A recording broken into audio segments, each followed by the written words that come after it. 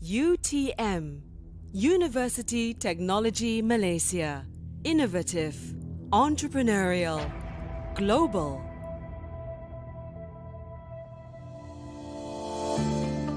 A global award-winning university in engineering and technology that coexists in the community to contribute to mankind. We invest in laboratories and facilities, empowering our people to solve life challenges. We nurture innovative minds through research and teaching because innovative minds drive competitive and innovative research culture.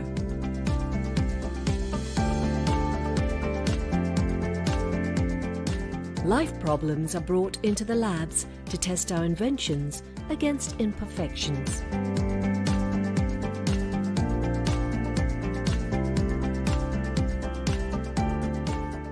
Our facilities enrich our students' life because conducive environment triggers creative minds.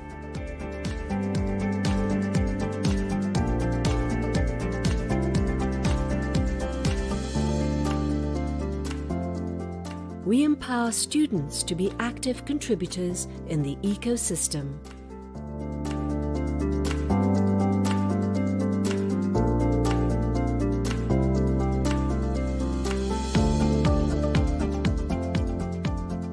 UTM embraces inclusivity and diversity.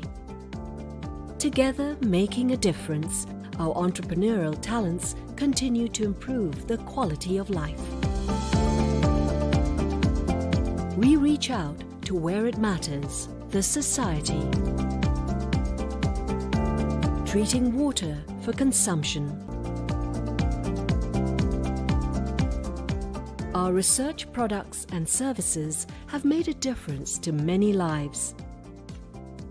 We provide engineering solutions for sustainable development, and our engineering solutions uplift the quality of life and well-being.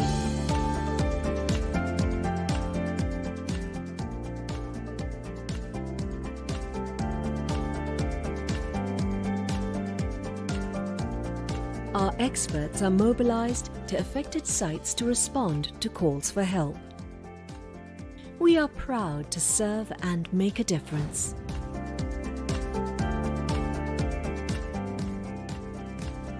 UTM strives with total commitment to attain excellence in science, technology and engineering for the well-being and prosperity of mankind. UTM, prospering lives.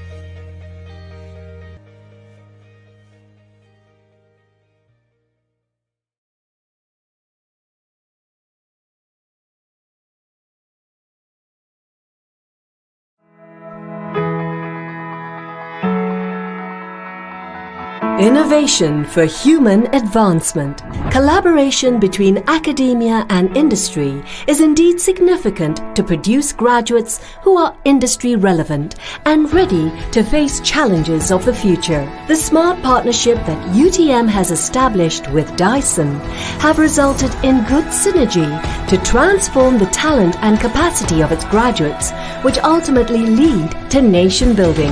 UTM graduates have played a pivotal role in technological and infrastructure development of the country. They turn science and technology into something tangible and useful to society. UTM with Dyson continue to nurture the required talents for industry, nation and the world.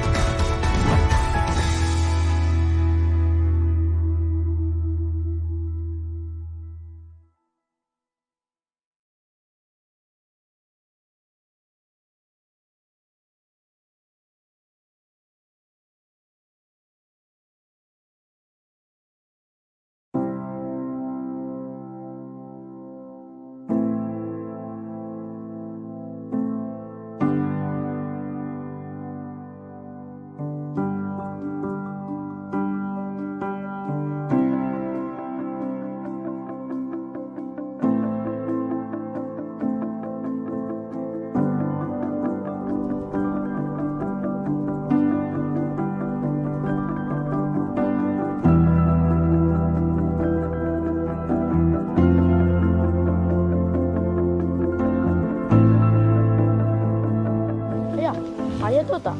Tadi kan cikgu cakap semua soalan Udin semua betul ya? Alhamdulillah. Macam itulah anak ayah. Ayah bangga dengan Udin. Udin kena ingat asal usul kita dan Udin jangan pernah menyerah kalah. Berusaha selalu. Ingat tau. Belajar pandai-pandai. Udinlah waris ayah. Udin ingat Ya.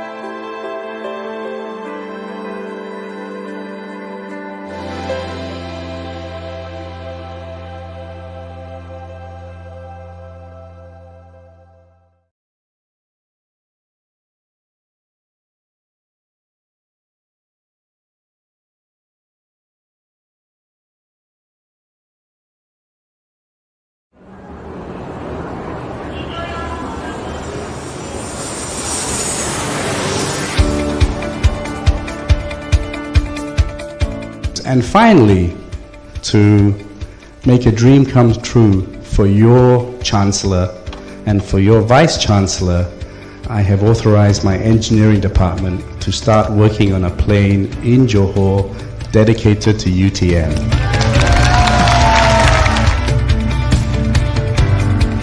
And I love the three words, cut from the same cloth: innovative, entrepreneurial, global. I love you all, UTM. Thank you very much.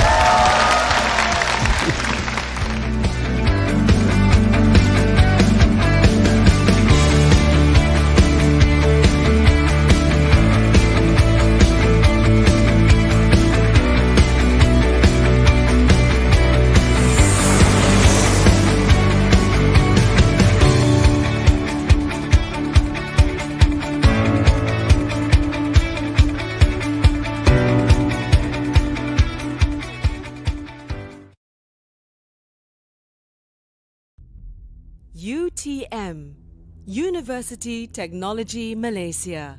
Innovative, entrepreneurial, global.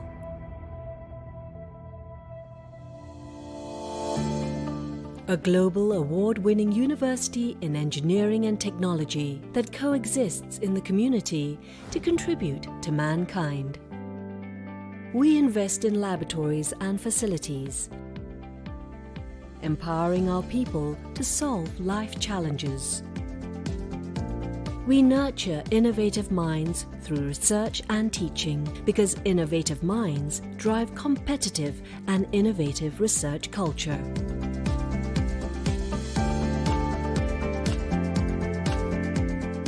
Life problems are brought into the labs to test our inventions against imperfections.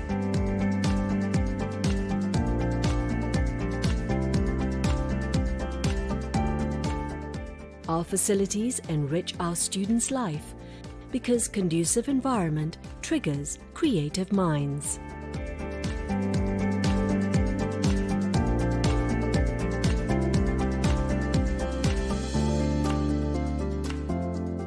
We empower students to be active contributors in the ecosystem.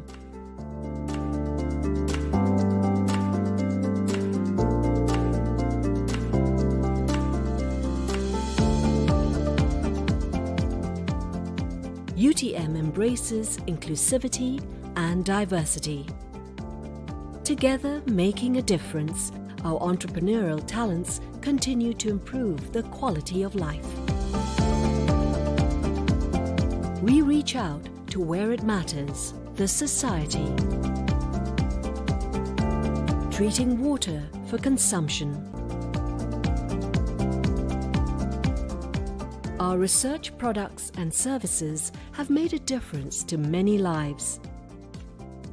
We provide engineering solutions for sustainable development, and our engineering solutions uplift the quality of life and well-being.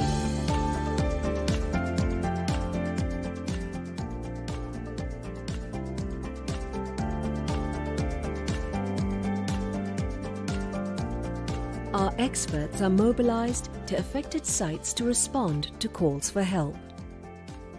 We are proud to serve and make a difference.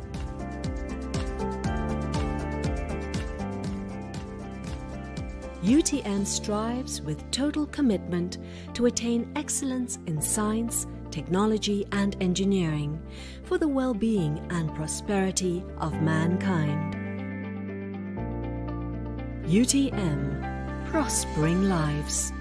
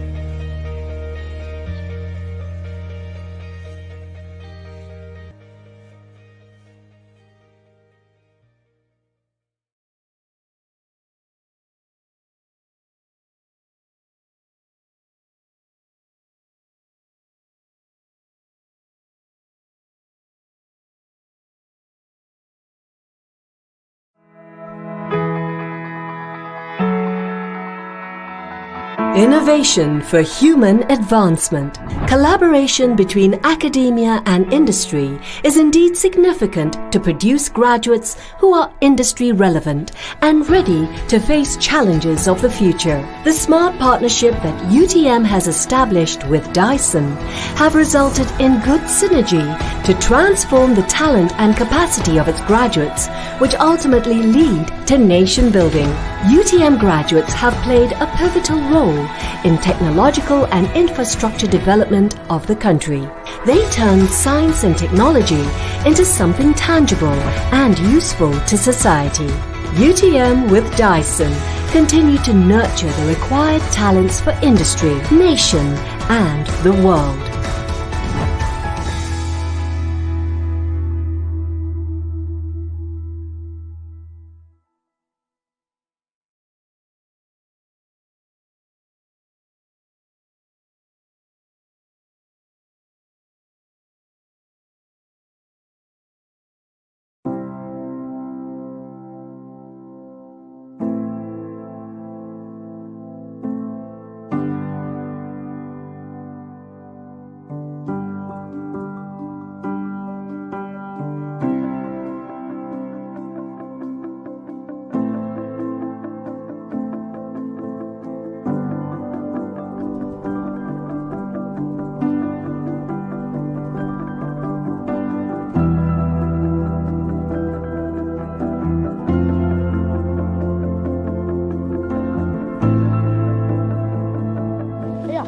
Ayah tahu tak? Tadi kan cikgu cakap semua soal Udin semua betul ya?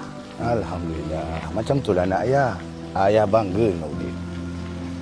Udin kena ingat asal-usul kita dan Udin jangan pernah menyerah kalah. Berusaha selalu. Ingat tau? Belajar pandai-pandai. Udin lah waris ayah. Udin ingat Ya.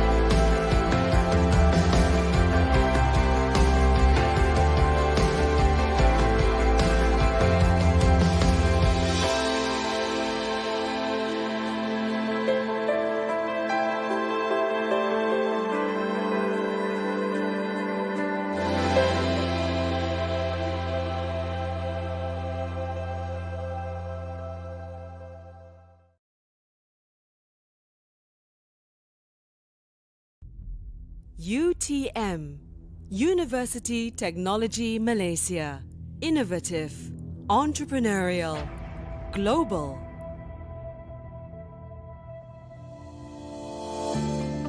A global award-winning university in engineering and technology that coexists in the community to contribute to mankind. We invest in laboratories and facilities, empowering our people to solve life challenges. We nurture innovative minds through research and teaching because innovative minds drive competitive and innovative research culture.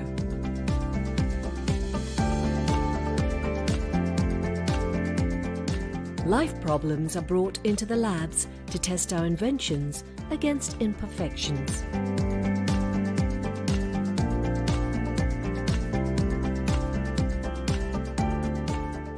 Our facilities enrich our students' life because conducive environment triggers creative minds.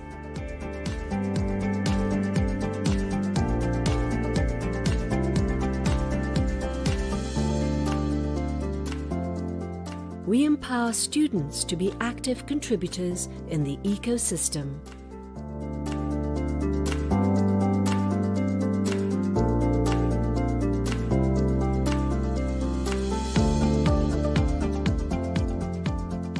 UTM embraces inclusivity and diversity.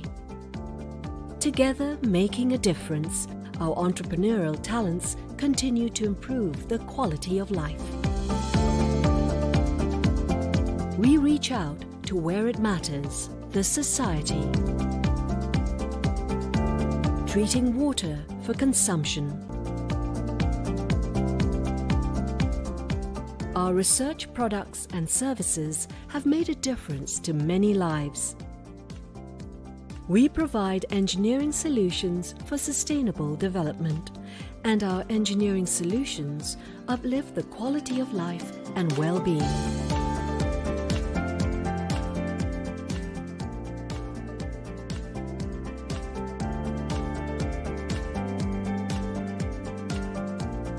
Our experts are mobilized to affected sites to respond to calls for help. We are proud to serve and make a difference.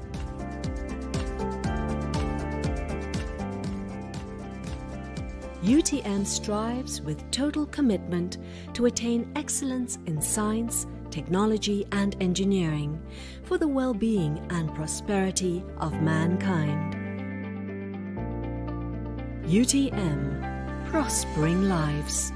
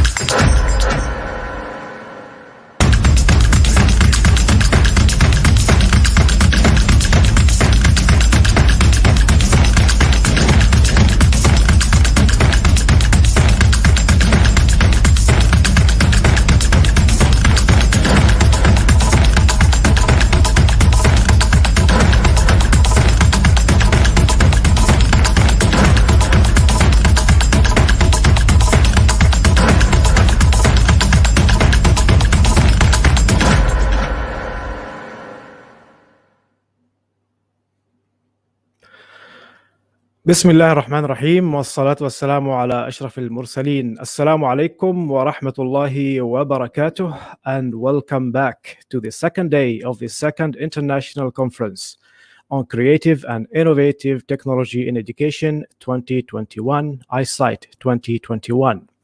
Ladies and gentlemen, we will begin our session today with the second honorable keynote speaker, Associate Professor Jamalludin Harun. Associate Professor Dr. Jamalludin Harun is an Associate Professor in Educational Technology, School of Education, Faculty of Social Science and Humanities, University Technology, Malaysia. And he will be delivering the second keynote speech in this conference, entitled Reimagining Learning and Technology for Sustainable Future, Issues and Challenges. Without further ado, I would like to invite Associate Professor Dr. Jamalludin Harun. Please welcome Associate Professor Dr. Jamalludin. Thank you very much, Dr. Hassan. Assalamualaikum. Bismillahirrahmanirrahim.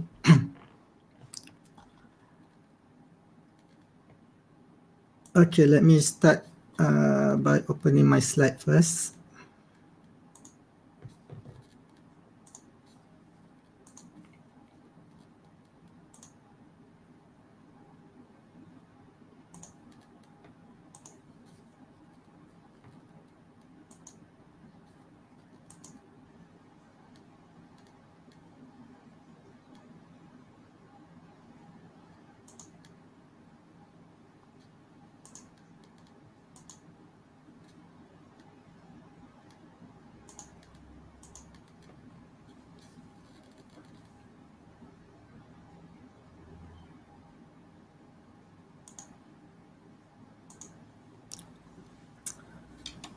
Okay, Assalamualaikum and good morning, everyone. I hope everybody can hear me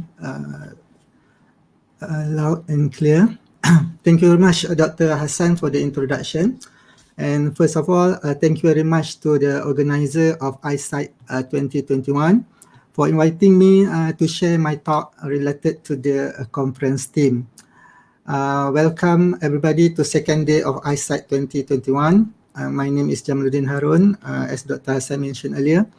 And I'm delighted to be here with you today to share my thoughts and observation about future of education, especially on the impact of pandemic COVID-19 has had on education, and what ways COVID-19 will shape the future of education. First of all, grateful to Allah that we are able to meet this morning in this sharing session, second day of i-CITE 2021. I hope that my sharing session today will be benefit all of you in Facebook Live, hello everybody, in YouTube, or from anywhere if you view and download this video later in the future. Okay, before we start with the actual topic, let us imagine or try to recall back about our imagination or view about the future. I still remember during my childhood time, I imagined the future as flying cars around us. But that is not the thing that we want to focus for today's session. We discuss about the future of education.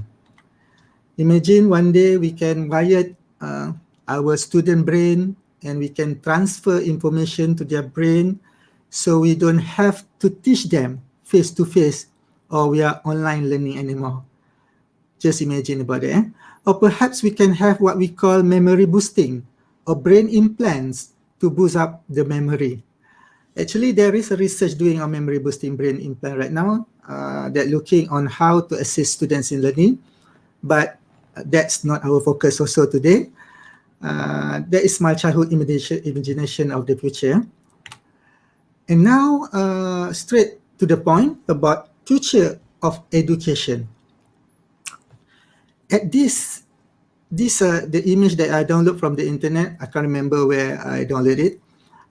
This is the future of education or future of learning from current perspective. The future is now. Okay, that's the meaning of current perspective. where we can see the effects of IoT and IoE. I'm pretty sure everybody already heard about IoT and IoE, Internet of Things, and the other one is Internet of Everything. Okay, not just thing, but everything. As you can see from the image here, we can see that this is one example of IoT in the 21st century school, that you have what we call smart school transportation. We have what we call smart building management, smart student hubs, the smart classroom, smart stream lab, smart cafeteria or mini-mart, student activity tracking, and the student IoT project management. Okay. With all this kind of smart system, we can just capture in the student data that we can analyze and try to assist them in teaching and learning. But last year, when COVID-19 pandemic struck and became one of the most popular subject, one of the most vocabulary in our brain, including in education, our perspective about future of education will be changed. Okay? Because we can see that we don't have all the tools, all the leverage to move towards future of education. For example, the problem with bandwidth, the problem with devices, how we want to move to IoT if the basic elements of internet or teaching and learning in the future, we are not have enough devices. Yeah? And with that, this is going to be the 5 topics that I would like to share for today's session related to reimagining the topic, reimagining learning and technology for a sustainable future. So I will try to stop, or I will try to share less than 1 hour. There are 4 topics.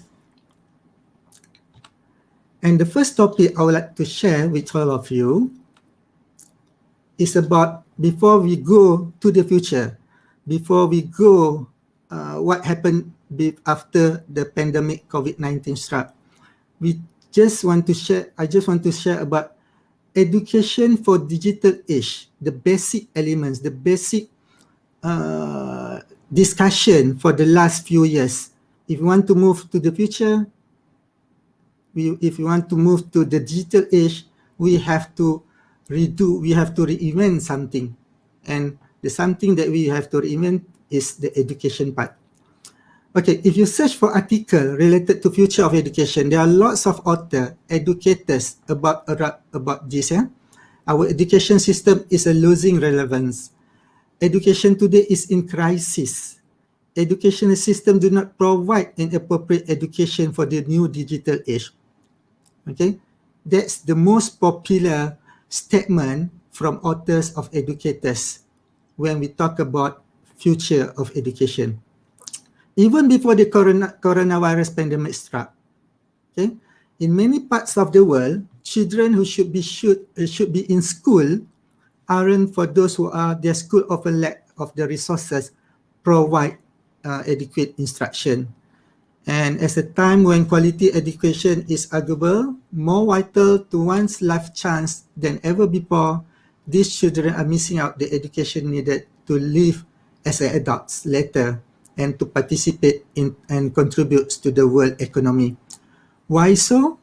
Because educational system still do not provide an appropriate education for the digital age. And based on the report that I read a few days ago, the World Economic Forum, if I'm not mistaken, concludes that one of their studies that the system is failing to prepare the young people to be a good professionals in the future. There is statement from the World Economic Forum. Yeah? And because of that, we need to unleash the potential of technology and also the education part, because as I did mention earlier, our current education system built on the IR model, Industrial Revolution. I'm sure everybody already heard about IR, and right now we are in IR 4.0, but still focus on IQ. Okay, in particular, memorize and standardize knowledge and skill that will be easily and efficiently supplemented by artificial and augmented intelligence, where IQ alone is sufficient.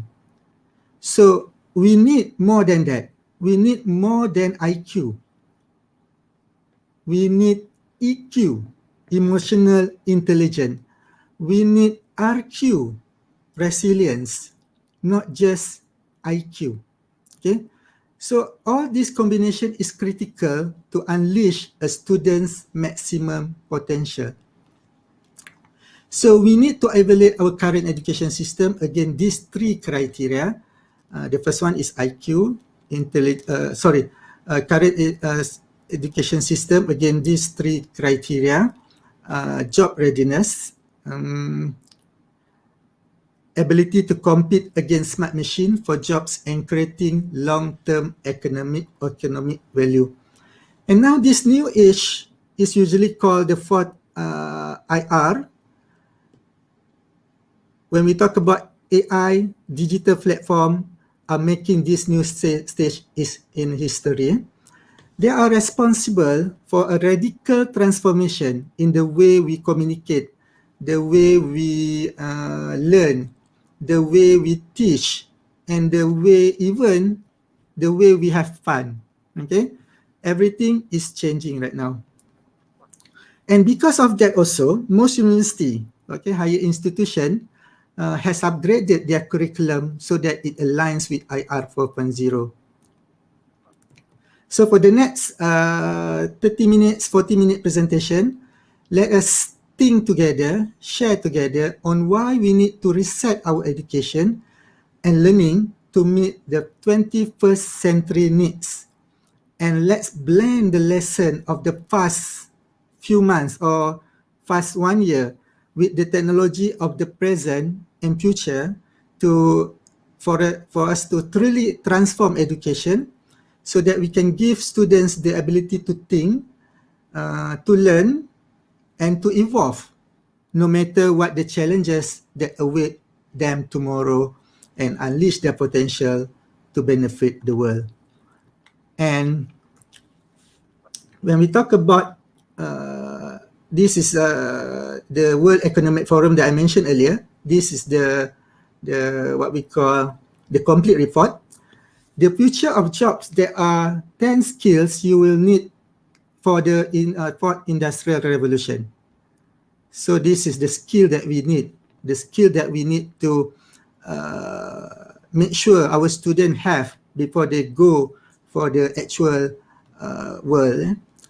The first one is complex problem solving, critical thinking, creativity, people management, coordinating or collaboration, emotional intelligence, judgment, decision making, service orientation, negotiation, cognitive flexibility. This is the top 10 skills that our student needs for IR 4.0 era. But the issue here, what transformation should school or university experience? Okay, either in school or university, we need to remember that the traditional computer classroom where only one group can work on a computer during that class are no longer enough. Nowadays, each student should have the option to log in at any time and have the quality learning platform.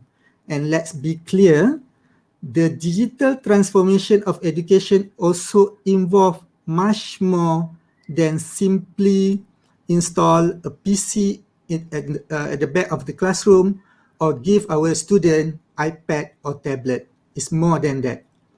Digital solution will change the teacher and student role as well.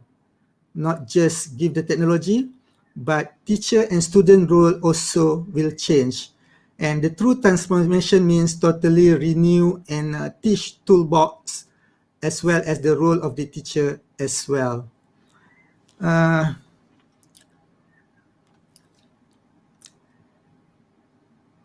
And also we need to transform the classroom into an environment where the information travel in many directions, not just from teacher to student, but also from student to student and also student to teacher.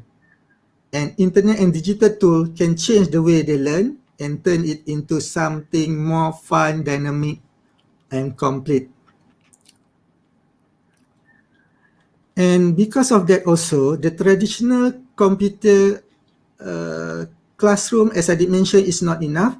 And this is the thing by J. Barquero. I just read a few weeks ago. I noticed that this is the list that he mentioned about how to reinvent or the key of education in digital era. The first one is classroom without limits. Okay, that's the first one if you want to move to digital era, classroom without limits. Students not only learn when they are in the class, because digital extension allow them to interact with the contents, as I did mention earlier, with the teachers, as well as with their friends. In addition, they can access the endless content and resources. And that's already happened now because of COVID-19. Okay, classroom without limit. New role of teacher. The teacher no longer as a teacher.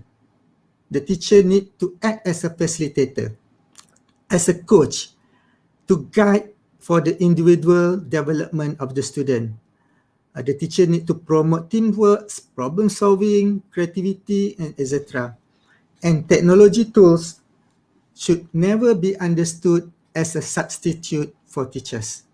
That the thing that we have to remember, technology will not replace teacher. They will enhance their role. Okay, and the new role of teacher, second thing, is already happened right now because of COVID-19 as well. Okay, personalized learning. Thanks to the flexibility of digital tool, students are no longer a passive subject. Students are no longer just reading their books, but now they can define and participate in their achievement. The benefit from an individualized and interactive and stimulating learning process become easier when we connect teaching and learning with the use of technology. And personalized learning also already happen now because of COVID-19. And number 4 and number 5 by J. Barquero, 2020, everything is much easier. I'm sure not everybody agree with this statement. Not everything is much easier, but in many of these educational platform, evaluation is automatic. For example, once you prepare a quiz, the system automatically calculate for you. That's one example. Everything is much easier based on this statement. And number 5, last but not least, higher motivation. This is also a statement that quite subjective. Not everybody agree and not everybody disagree. Higher motivation. It depends on many things. Because by using the educational technology, interactive application, and also as a teacher, as one side, and then technology to support the teacher, of course, it will benefit from this extra motivation for their students, and on the other side, they will enjoy and comfort technology that we offer to them. And as I did mention earlier, out of 5, at least 3 we already achieved now because of COVID-19, if not all. Okay, that's a general statement or general overview about digital education. And now, if we want to try to reimagine education for the future of learning, what the thing that we need to focus?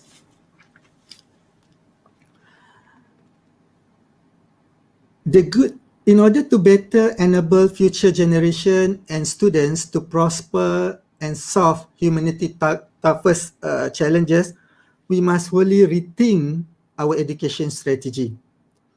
And the good news is that these shortcomings aren't a secret anymore.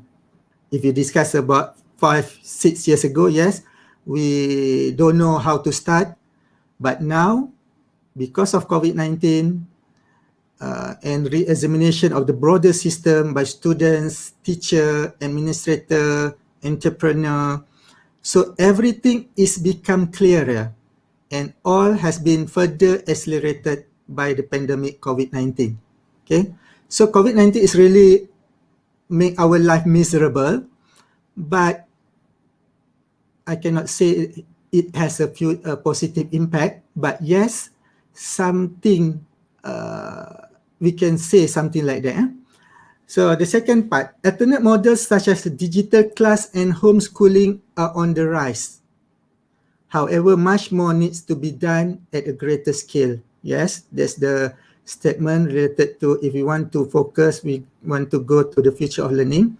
Because in the next presentation, I will share how our existing education system is modeled and why that's no longer working 100% effectively, and how we might go fix it by exploration, by experiment, because it's subjective.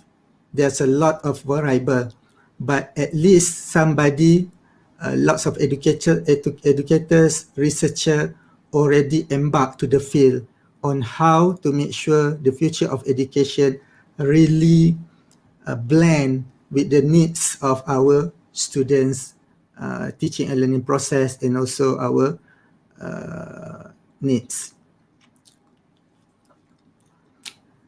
Okay. While school made learning more accessible, it also introduced a different set of limitation on students. Specifically, what they learn. Okay. In current practice, school prepare everything. So school already specific what the student learn. So most of the time it's static, one size fits all type of curriculum. When they learn, of course, during their school hours, and how they learn in classroom with teacher and classroom setting. And everything because of COVID-19, when they learn is changing, how they learn also change, and what they learn, some of the teacher need to change the curriculum because of the limitation of technology, because of the limitation of the devices, the limitation of the environment. So they need to do a simple or minor adjustment, and this will lead to the change of curriculum in the future, maybe. Okay.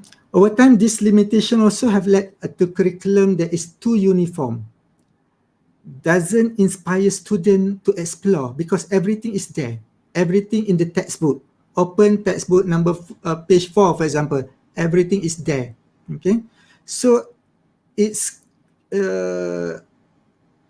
have a constraint by physical characteristic, such as a local school teacher, classroom size, student mindset, and etc. And all of which were made painfully obvious during this COVID-19 pandemic era, when most teachers have to do PDPR and everything because of the curriculum, the constraint that most of us think something need to be changed. And because of that also, technology played an important role. However, over the past, I can say 20, 25 years, if not 30 years, technology has made access to knowledge no longer scarce, rather it's a digitally abundant, available in large quantity, easily accessible. With this new abundance of content, the assumption and constraint the existing system is built upon no longer hold. And now it is now an order of magnitude easier for students to have access to knowledge and learn outside the confines of school, outside the classroom. Okay. But because of that also, a new scarcity or lack has emerged, which is student attention. I'm pretty sure everybody have experience. If you are a teacher, if you're educators, lecturer, even though we have technology in front of us, even though we have all new and current technology, a multimedia technology, you want to use Kahoot, you want to use Padlet or any application, but the technology itself cannot engage student with learning or cannot attract student attention without you play the role as a teacher or as a facilitator.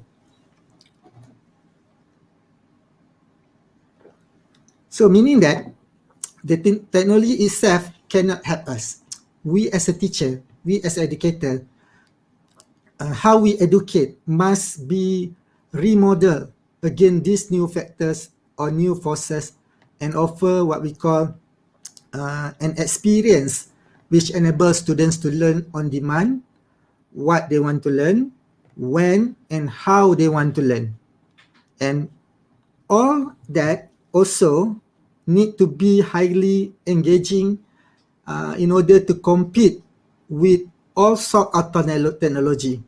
For example, we prepare a content, PowerPoint content for our student, compared to TikTok, compared to YouTube, compared to social media, compared to social gaming, for example. Our teaching and learning material will lose because it's not engaging enough if we compare to with other social media or application. So we need to remodel our teaching and learning strategy, teaching and learning materials so that we could, it's not competition, but at least suitable for our student needs. And because of that also, next I will try to share a few what we call micro characteristics that I believe the future learning will embody with some initial concept, but require further experimentation because this is the concept that I gather from a few articles and then I put my concern and observation to the same the concept that I will present after this.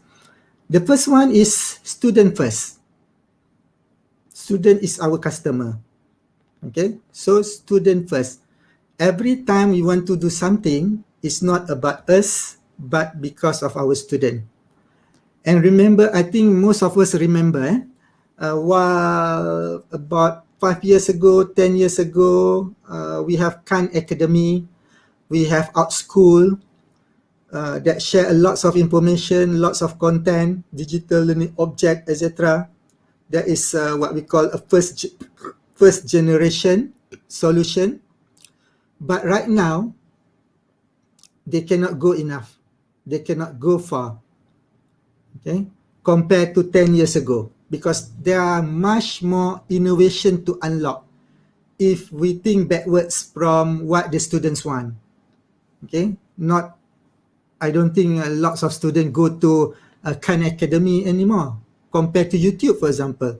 Okay, because everything they want to search, maybe YouTube give more flexibility, more engaging content compared to the first generation open source or digital learning object sharing materials. Yeah.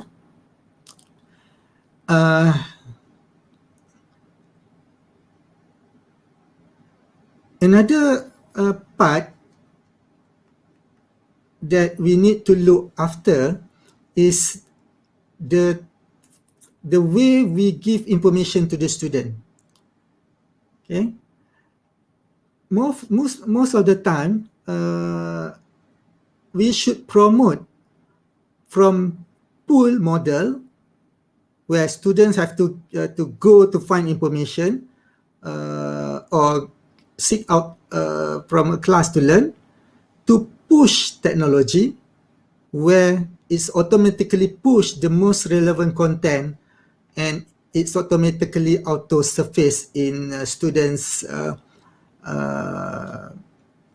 mobile device, students' social media, something like that. I'm sure everybody experience about this pull or push technology. For example, popular in a mobile experience which revolve around short form, for example, easy to consume multimedia content. For example, Netflix, TikTok, Facebook. You search something in Facebook, for example, and for the rest 24 hours, the advertisement about that particular thing that you search keep popping in your wall of Facebook or Facebook wall. Okay. Or Netflix, for example, you search for certain movie, romantic movie, for example, and then for the next few days, all romantic movie, the same genre that you search, pop up in your screen. So it's a what we call algorithm that curate relevant or popular content. If you can use that without the student having to subscribe or search the best content, we try to push them so that it will reduce the cognitive load of the student. Okay, everything when they search for something and relevant title, topic keep popping in their Facebook, for example, in their Instagram status, or if they use Google Classroom, in their message, something like that. The second part that we need to remember if we want to make sure we can move to future education, not just because of technology, but because of the content, because we know content is king. Okay, content is king. So in order to win student attention, in order to make sure our learning content can grab student attention and engage them in learning, the content must be ubiquitous, okay, and relevant. To make sure the learning content is ubiquitous, content needs to be highly abundant in both fresh and evergreen. Think about Netflix as well, okay? Even though it's not really evergreen, but at least in a structured format, if you compare to a learning, the concept of on demand but guided is there, okay? Because the students get all the information but guided by us. So by enable this, various model need to be explored, including teacher, student, education, studio generated content. We have to think, we have to redesign the way we prepare our content in the future.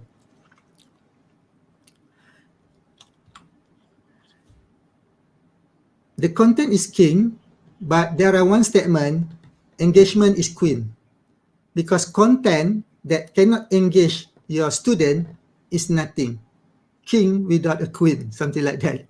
King without a queen, okay. Because content experience may be even more important, not maybe. Content experience even more important than the content itself. Because given how critical on how to capturing student attention, delivery of the content is just as, if not more, important than the content itself. and must be continually experiment on. So that's why there's a lot of interaction model. If you're in educational technology area, there are lots of engagement model, lots of interaction model, or sometimes in a gaming model, single player, multiplayer collaboration that we can inject in our delivery of the content so that we can engage students with the content. Okay. And because of that, because if you just prepare a content and upload to our system, for example, e-learning system, Google Classroom, etc., without the specific pedagogy, without specific instructional strategy, what happened, for example, in MOOC, for example, you just upload and nobody there to engage the student, and the content itself is static, the experience of student using the content doesn't offer a sense of what we call community. As a result, retention is low. For example, I remember I read an article or a report by Coursera, for example. Coursera is one of the digital content or learning system that offer lots of multimedia materials, teaching and learning. There's a free and also commercially available. The report mentioned that less than 10% student finish classes, finish to complete the whole class, because there are content, but there are not enough engagement.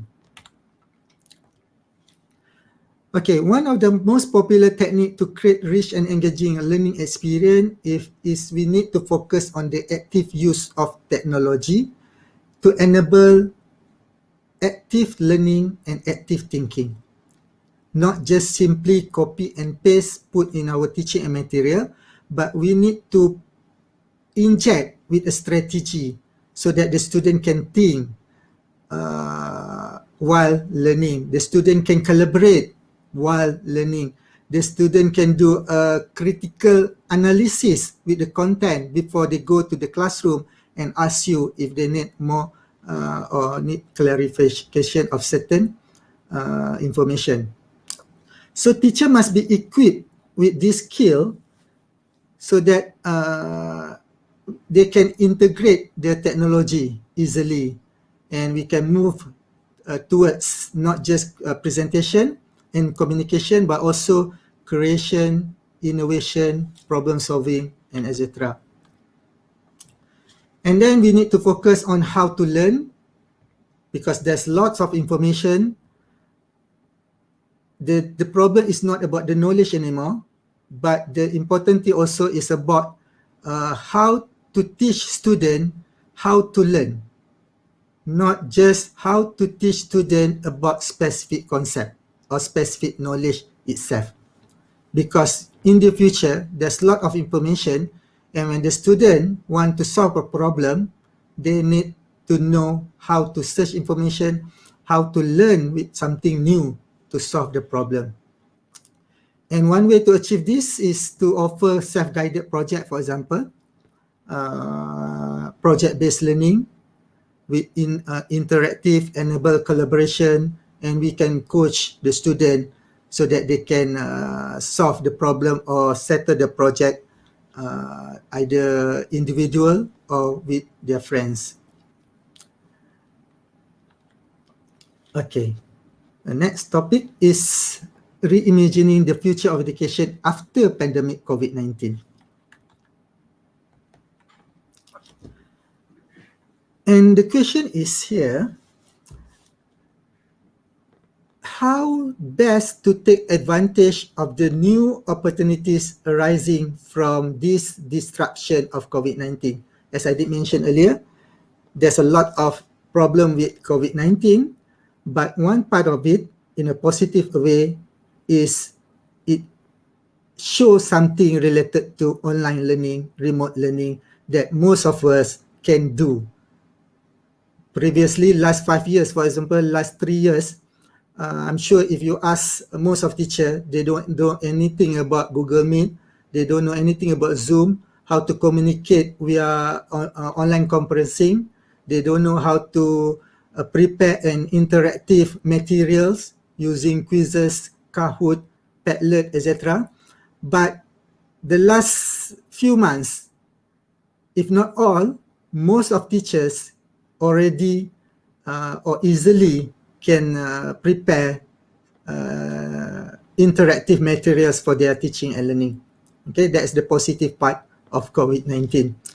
Okay, so then one article or report from Microsoft Education, I can't remember the full name.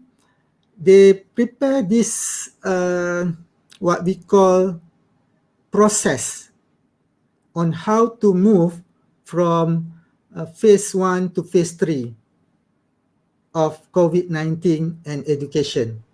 Okay, the report, if I'm not mistaken, the name of the report is New Pedagogy for Deep Learning. Okay, about how Microsoft released a strategy to reimagining education from remote to hybrid learning. Okay, when we talk about hybrid learning, when we talk about remote learning, everybody already experienced last year. We need to jump, everybody jump to online learning without any knowledge, without any skill. So that is remote learning. But now it's not remote learning anymore. We can move to online learning, we can move to blended learning, and we can move to hybrid learning. So the report based on Microsoft is from remote to hybrid, because they think that maybe after a few months, everybody can go back to school. So maybe we can inject the hybrid learning concept. Hybrid learning is some of your student in the classroom, some of the student maybe at home, because we want to make sure not all students in the same classroom, to make sure not everybody in the same classroom, to make sure the COVID-19 will not spread. Okay, the outline the strategy from Microsoft, they focus into 3 phases, as everybody can see here. Phase 1, disruption of the COVID-19 itself. Phase 2, transition. Phase 3, the reimagining. Okay, and in that paper, they argue the solution is already there because of the COVID-19. We have already the opportunity to creatively manage the immediate issue and learn from this remote experience. From the first phase, everybody can easily move to second phase and third phase because of the experience that everybody experienced previously. So what the phase 1? Phase 1, identify initial response and lessons learned during the first month of school closure, or first 2 months. Right now, I'm not sure. Okay, for the last 6 months, perhaps. Okay, when all school closed, so we need to identify what's the issue, what's the problem. And as a system experienced the disruption phase, they had to navigate through 3 zones based on the Microsoft report here. They named this zone the unsettled zone, the first zone, the learning zone, the growth zone. Okay, as you can see, there are 2 categories, individual and system. And for the unsettled zone, emotions run high during that time. I'm pretty sure everybody emotion was run high, and responses focus on solving the immediate structure and procedure issue. I remember last year, most of the popular question asked to me and my friends from online learning task force here in UTM, during the first 2 months of pandemic, the first 2 months of work from home, for the first 2 months, there are no physical or actual classroom. The question is, Dr. Jamal, between Zoom and WebEx, which one is better? Or between Google Meet and Blue Button, which one that you suggest for me to use? That kind of question. Okay, because during that time, most of us focus on how to deliver information as almost the same with conventional classroom setting. We want to see our student. We want to see their face. We want to see their body language. We want to hear their voice. Even though it's not face-to-face, it's online conferencing, but still it replicates the classroom setting. And in terms of pedagogy, during that time, the first phase of unsettled zone, there are no pedagogy most of the time, okay? Because most of the time we focus on how to deliver information, how to present my notes, how to make sure the student get my notes, okay? That's all. So most of the time, the pedagogy is teacher-centered, content-oriented, because we don't have time to think about pedagogy. Even though we know about pedagogy, but we are too busy thinking about which camera to buy, which tool that we want to use, how to control WebEx for Google Meet, for example. Then we move to the learning zone. After 6 months, for example, after 6 to 8 months, in Malaysia, we can say that we already moved to the learning zone. What is learning zone?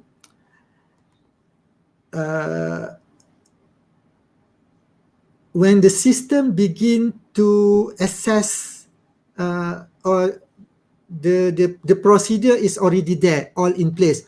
You know how to control the WebEx, you know how to set a breakout room, you know how to make sure switch on or your camera or mute the button of your when during your WebEx session. Now you move to second phase. We start to consider multiple factors and opportunity to reflect on the possibility to change, to shift from surviving to navigating the new remote or online learning environment. So the question asked to us also change. Okay, no longer ask about the video conferencing application, but more towards the interactive application. Between Kahoot and quizzes, which one is better, for example? Between Jamboard and Padlet, which one that you prefer for your class, for example? Between Mentimeter and Slido. So from video conferencing, move to interactive application. Because of what? Because most of our educators know now is the time to invite the student to interact with us. Okay, to make sure we engage students, to make sure there are interaction in the classroom. That is the learning zone. And how about the growth zone? The growth zone is different. As you can see the question here, who is learning, who is struggling, what skill help my student most, etc. So the most popular question during this time and the most training session that most teacher ask is about on how to make sure they can teach and the student can learn as a normal way. Because most of the time they ask the question, how to make sure student switch on the camera, how to make sure student answer my question, how to make sure the student understand, because we move beyond content and also engagement, but we want to make sure learning happen. So that's the 3 phases of pandemic COVID-19 and how it affects our emotion, our strategy for teaching and learning. And without we notice we already learned a lot from this pandemic era in terms of online learning, in terms of how to use multimedia and interactive application. Okay, this is from Microsoft Education Report as well. This is the list or the tips on how the teacher can move from beyond the growth zone. Yeah? So as you can see here, one of the things that we need to remember, technology shifted from being a vehicle for delivery or transmission to a mechanism for collaboration, social connectiveness, and culture building. And also, students who found themselves with more choice and was exceeded expectation, finding ways to help themselves and collaborate with others. Meaning that when we teach students, when we involve students in teaching and learning, we have to make sure we only as a facilitator let the student do the talking. How to make sure the student do the talking? Not just because of the technology, but the way you teach, the strategy that you use. For example, if you use breakout room, if you use strategy like task-based learning and ask the student to try to solve the problem together in one small group, automatically they need to do something. And you have to make sure you give a list of things that they need to do and they need to present after that. That's the concept of self-regulation. Yeah? Okay. Phase 2 and phase 3. Phase 2, when the next phase, when the school will be reopened, I will not focus on this phase 2 and phase 3. We move to the major concern. Okay, because we don't have enough time. The PowerPoint, if anybody want, I will share after this on the Facebook to the Google Drive that you can download later.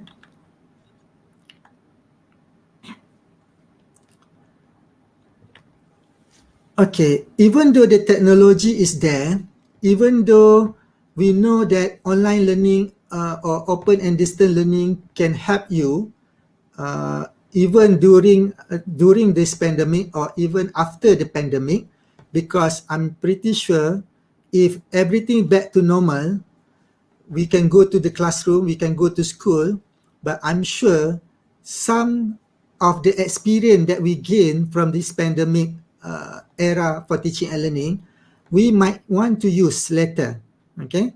Either in the classroom or as one strategy, for example, flip learning. You use the technology-based learning so that the student can download, the student can learn by themselves at home before they go to the classroom, and you can use your time effectively because they already got the material, they already have the basic knowledge from the reading, and then you can move beyond teaching and learning. You can go beyond passive teaching and learning. Okay, so but we have to remember there's also what we call limitation, and besides technology based, beside the bandwidth issue, beside the not enough devices at home, the main issue that we need to remember is we need to make sure there are no replacement for the campus or the school experience so that the student may cover. Meaning that we have to make sure remote or distant learning or now moving towards an actual learning, while very impressive, still we need to do something so that it gain the student interest, gain the student attention. Okay, so the first concern is from teacher, from educators, from parents, is imbalance in learning. What's the meaning of imbalance in learning?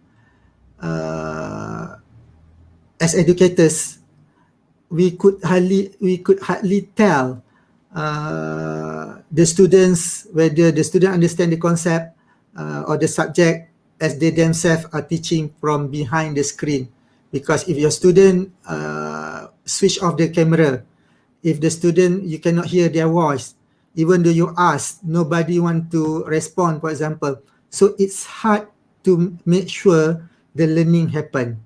So imbalance in learning, meaning that some of the student maybe got all the information, but some of the student maybe left behind. That is one major concern. A second concern is lack of human interaction, especially when we focus on the asynchronous mode. Okay, asynchronous mode, what it means that in practice, the student take the class alone. There is no immediate interaction between the teacher and professor and the students. No immediate interaction among the student and students. So just everybody in front of the screen, and it's like basically it's like paying tuition to watch YouTube video. Okay, that's the exact statement, if I'm not mistaken, I read from somewhere from students when their lecturer only upload video to YouTube and ask the student to watch the video. So it's like they pay tuition to watch YouTube video without the teaching and learning process, the actual learning process happen. Yeah? And to make sure that one of the key point that we need to respond is most of student and also teacher miss human interaction. We miss to meet our student, we miss to meet our colleagues because online learning, even though you can see them face to face, but there are no human touch. Okay, so this is important because human touch or human interaction will help them and other people to pay attention when the teacher is in the same room as them. So if the teaching and learning happen in the same classroom, we can see their human interaction. But in WebEx, in Google Meet, etc., even though you can see your students, but we still miss the human interaction. So that's the major concern that we need to think if we want to go for fully online learning after this. Yeah?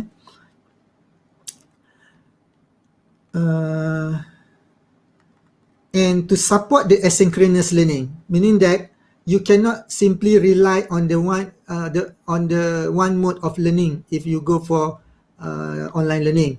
Asynchronous learning need to be supported with synchronous learning.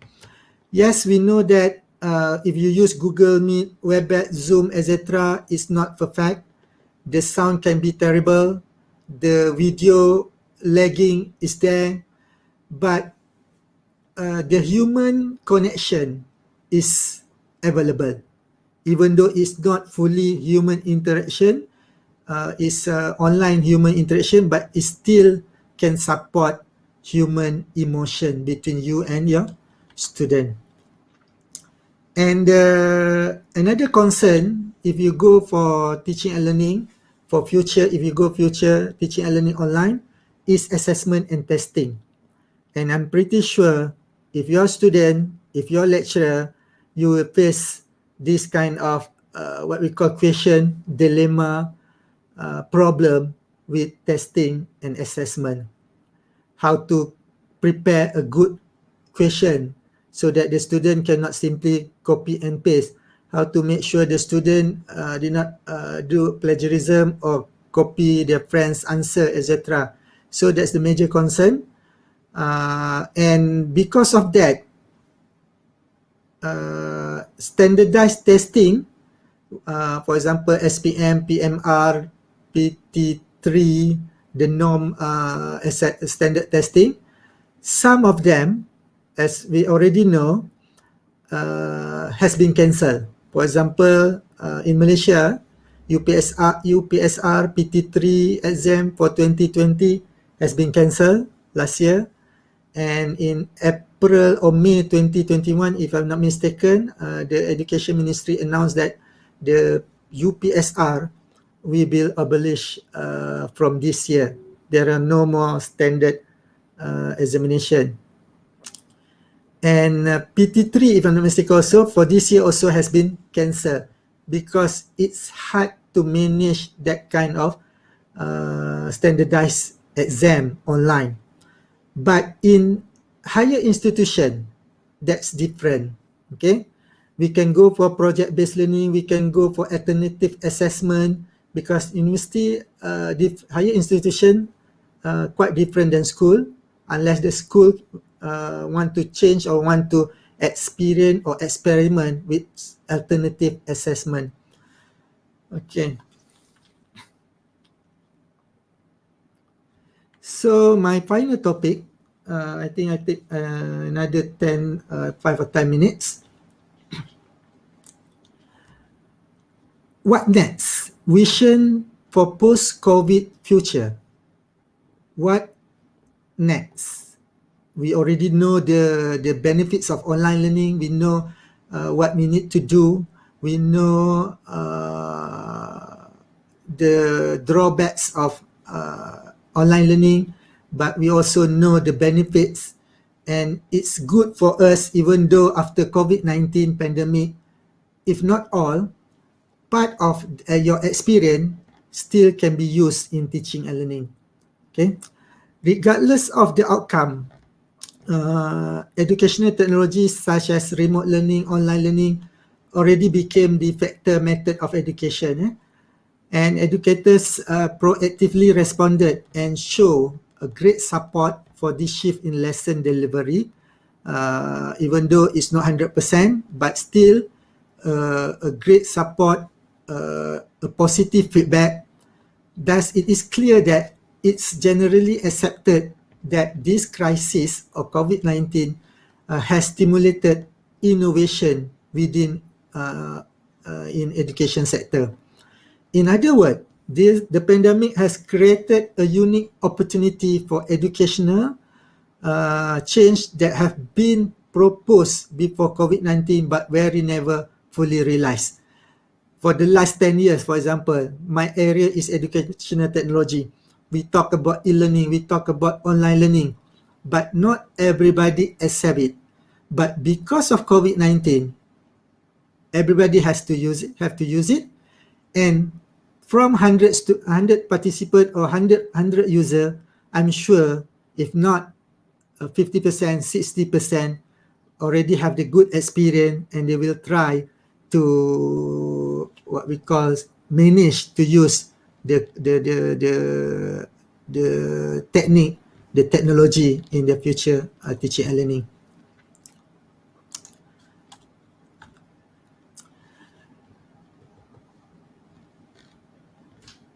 Because of what? Okay. Many of the creative workaround have emerged in response to the pandemic. They are like a postcard from the future. Because of COVID-19 appear in our life, they are like a postcard from the future that we can read something hidden in the postcard, the clue on how education might evolve after this. So the pandemic has both surfaced new needs and exposed the brokenness of our existing education system. Then we know the issue, the problem. We cannot go to the future because we have a problem with bandwidth, for example. We have a problem with not enough devices, not enough tools for teaching and learning online. So as educators or designer who bend towards optimism, okay, we should view these needs as opportunities to build something better in the future. Okay, we also know that there are many people out there who are already thinking about possible solution. How might we adapt to remote learning while also using this moment to radically reimagine what we need in our education system to be in the next future? But we don't have enough time to discuss about it, but I've already managed to compile a few tips and techniques from educators around the world, from researchers, and also from my observation. This is a few tips and techniques, the what we call the issue and problem, and how to tackle the problem. For example, the equity will no longer be an afterthought after this. Simply put, when the students are less visible, it's easier for them to simply disappear. Okay, so instead of rectify inequities after they emerge, school must be proactively make decision that they serve students proportional to their needs. For example, right now, if the student cannot access internet, and our government already prepare alternative by using a TV, DDIC TV. That's the concept of we try to make sure all students visible. As I did mention earlier, if the students are less visible, it's easier for them to simply disappear. I just use a few minutes to complete. And then the classroom will be everywhere. As you all know, online learning, classroom without border, learn anytime, anywhere. Learning spaces also is anywhere, not just simply in the classroom. Everybody can learn anywhere, at footmat, at home, in the bus, because everything is online. Okay, so they can learn together, they can learn by themselves. So the classroom will be everywhere. That's the concept. So we have to make sure if you prepare the teaching materials, you have to make sure the student can use the material wherever they are. Okay. For example, if you prepare something with sound, please make sure there are also a subtitle or also a text, because maybe the student cannot use their handphone or computer with sound. So make sure we try to accommodate all that needs.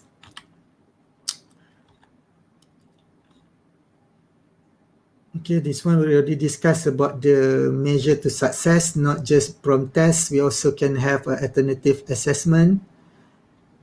And then, okay. So as we can see, we already discussed in for about 50 or 60 minutes previously.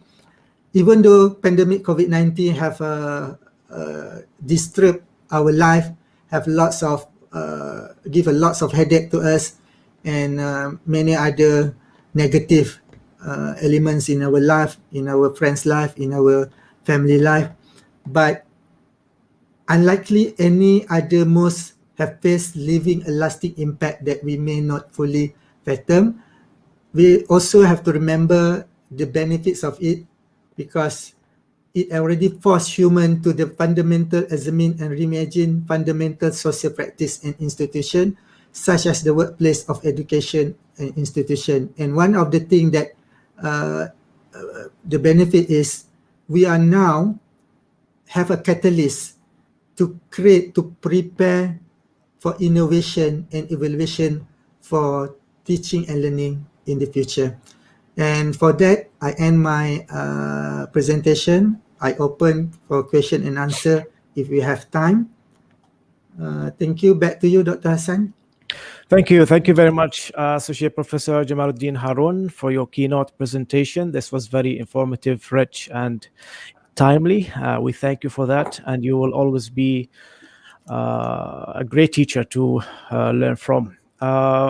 There are no more questions, but if you do have any questions for Professor Dr. Jamalludin Harun, please email him to p/jamal@utm.my. Thank you very much again, Dr. Jamal. Excellencies, distinguished guests, ladies and gentlemen, I'm very thankful for you all for the participation to this event. I think we will go directly to the parallel session. Maybe we can have 5 minutes break, and then around 10:15 we will start our parallel sessions. We can come back actually to the dedicated room through WebEx, as mentioned in the program book. With that, thank you very much, and we will see you in the presentations.